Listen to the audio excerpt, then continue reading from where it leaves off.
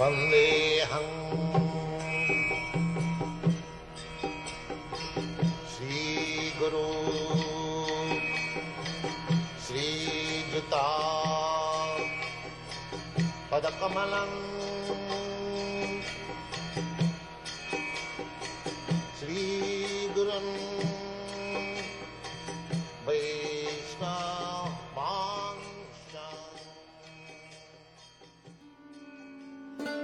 Deuxième chant, premier chapitre.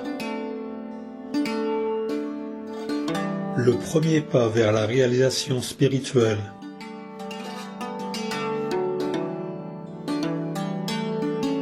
Om Namo Bhagavate Vasudevaya.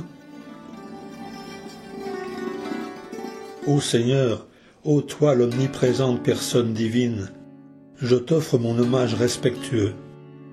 Shri Shukadev Goswami dit « Combien glorieuse ta question, ô roi, car elle sert le bien de tous les hommes. » La réponse à une telle question qu'approuvent tous les spiritualistes représente certes ce qu'il y a de plus sublime à entendre. Aveugles au savoir qui touche à la vérité suprême, ceux d'entre les hommes qui s'absorbent par trop dans la vie matérielle connaissent d'innombrables sujets qui leur donnent matière à écouter, ô empereur. Ces Griamédis rongés par l'envie gaspillent leur existence à dormir ou à assouvir leurs désirs sexuels pendant la nuit et à s'enrichir ou à veiller aux besoins des membres de leur famille durant le jour. Les hommes privés d'Atma-Tattva ne s'enquièrent aucunement des problèmes liés à l'existence, trop attachés qu'ils sont aux soldats illusoires que représentent le corps matériel, la femme et les enfants. Bien qu'ils bénéficient d'une expérience suffisante, ils restent aveugles à leur inévitable destruction. Celui qui souhaite s'affranchir de toute souffrance aux descendants du roi Bharat doit entendre ce qui a trait à Dieu, le louer et se rappeler sa personne, lui l'âme suprême, le maître et le libérateur de toute souffrance.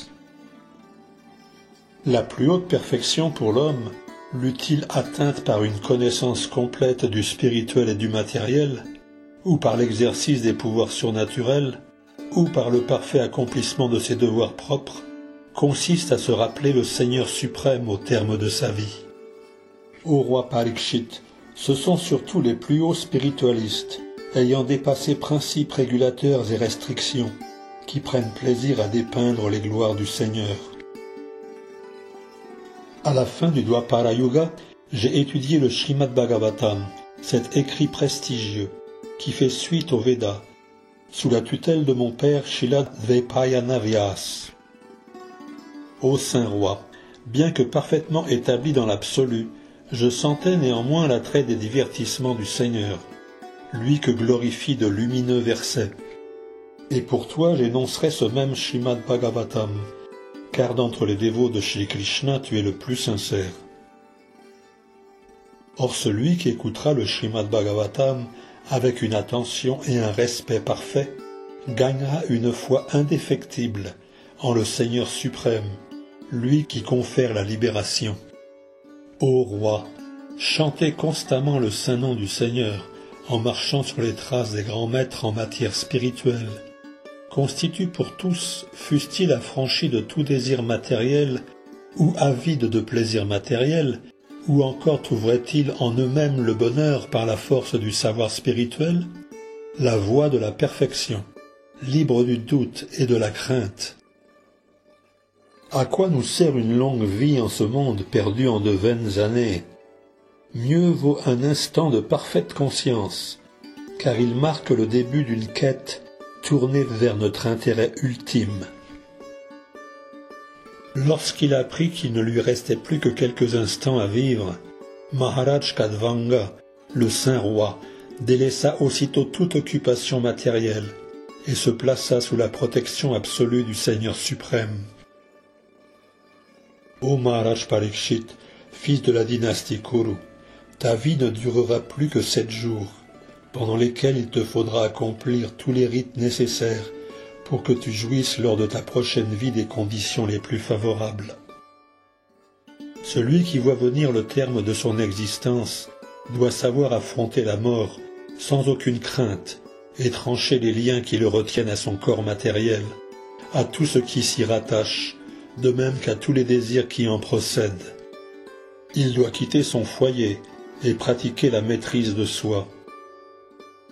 Il procédera régulièrement à ses ablutions, en un lieu saint et de façon réglée, et choisira pour s'asseoir un endroit retiré et parfaitement pur. Après s'être installé de la sorte, il lui faut ramener ses pensées sur les 3 lettres absolues, A-U-M, Aum, et en réglant sa respiration, maîtriser son mental de manière à ne pas oublier cette clé spirituelle. Progressivement, comme le mental se spiritualise de plus en plus, détache-le des activités sensorielles, et par la force de l'intelligence, les sens seront maîtrisés. Ainsi le mental, par trop absorbé dans l'action matérielle, peut-il embrasser le service offert au Seigneur suprême et s'établir pleinement dans une conscience spirituelle et absolue.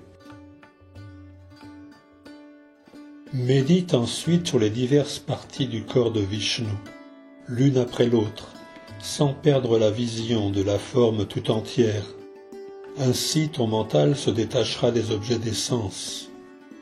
Ne porte tes pensées nulle part ailleurs, car le Seigneur suprême Vishnu incarne la vérité suprême. En lui seul, le mental trouvera l'union parfaite.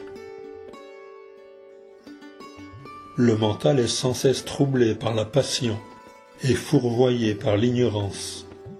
Mais il est possible de remédier à ce mal en reliant toutes choses à Vishnu. Les impuretés issues des influences matérielles sont dissoutes, ce qui permet de trouver l'apaisement intérieur. Ô roi, en gardant ainsi toujours et partout le souvenir et la vision de la forme personnelle du Seigneur, source de toute heureuse fortune, on peut sans tarder accéder au service de dévotion qui lui est offert, placé sous sa protection personnelle. Le bienheureux roi Parikshit demanda encore « Ô Brahmana, veuille expliquer en détail où et comment diriger ses pensées, et aussi comment appliquer son intelligence, afin que soient balayées les impuretés du mental. » Sri Shukadeva Goswami répond « Il faut maîtriser les asanas, régulariser la respiration par le pranayama, yogique, discipliner ainsi le mental et les sens, et par la force de l'intelligence, diriger la pensée vers les énergies primaires du Seigneur, la Virata Rupa. La manifestation colossale du monde phénoménal, prise dans son tout, forme le corps personnel de la vérité absolue. On y trouve la notion de passé, présent et futur, propre à l'univers matériel. La gigantesque forme universelle du Seigneur suprême, manifestée dans le corps de l'univers que recouvrent 7 couches de matière, forme l'objet du concept Virat. Selon ceux qui ont étudié et qui connaissent cette forme universelle du Seigneur, les planètes dites Patala forment la plante de ses pieds, et celles dites Rasatala, ses talons et ses orteils. Ses chevilles sont les planètes Mahatala, et ses jambes les Talatala.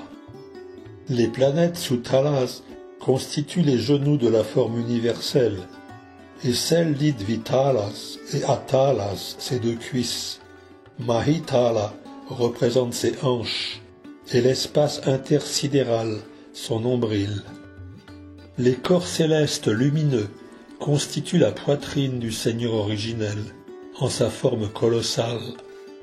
Les planètes Mahar forment son cou, les planètes Janas, sa bouche, et les planètes Tapas, son front.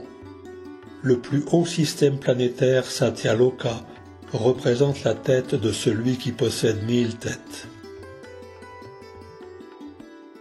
Les Devas avec leurs têtes, Indra, sont ses bras.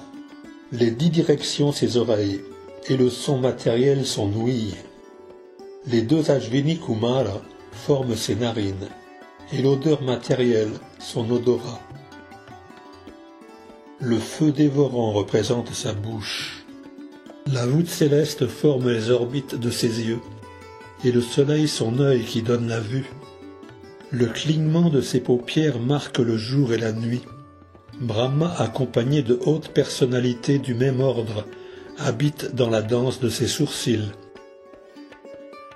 Varuna, le seigneur des eaux, représente son palais, et le suk, ou l'essence de toute chose, sa langue.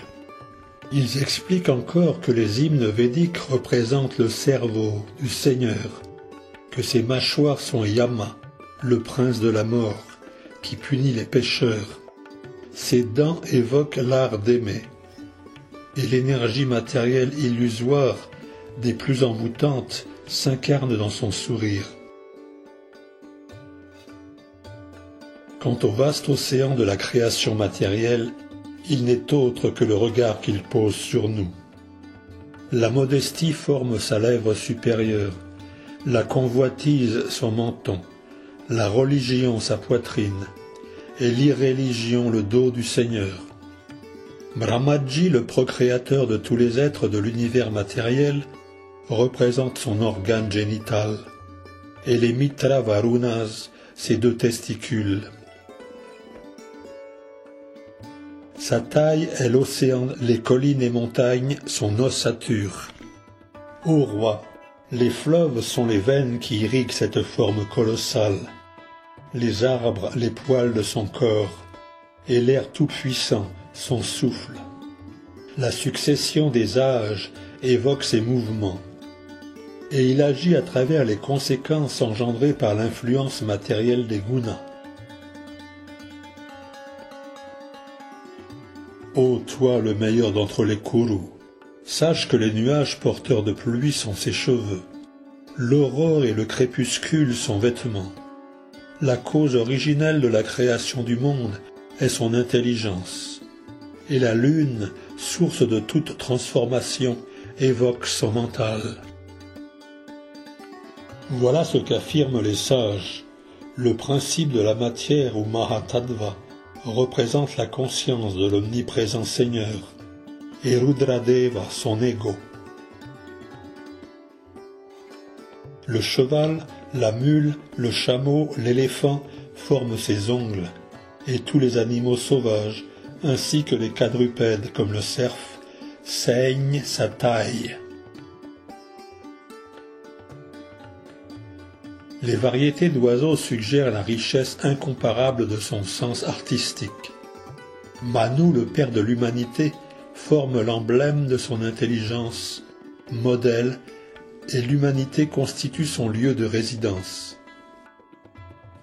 Les êtres célestes tels les Gandharvas et les Vidyadharas, les Charanas et les anges représentent son sens musical, et les guerriers démoniaques évoquent son intrépidité sans mesure. Les brahmanas représentent le visage du Virata Purusha, les kshatriyas ses bras, les vaishyas ses cuisses, et les shudras sont sous la protection de ses pieds. Tous les devas dignes d'adoration y sont également inclus, et il relève du devoir de chacun d'offrir des sacrifices avec les éléments qui leur sont disponibles, afin d'apaiser le Seigneur. Ainsi t'ai-je dépeint la personne suprême dans sa gigantesque forme, faite d'éléments matériels grossiers.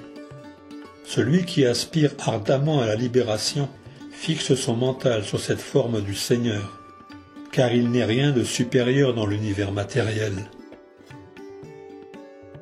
Il faut axer ses pensées sur Dieu, la personne suprême, l'un sans second.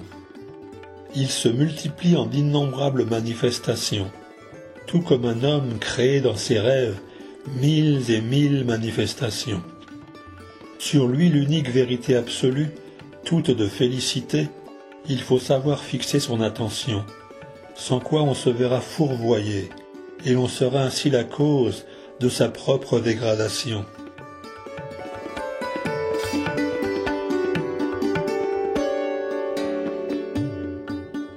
Ainsi s'achève le premier chapitre du deuxième chant du Srimad Bhagavatam, intitulé Le premier pas vers la réalisation spirituelle.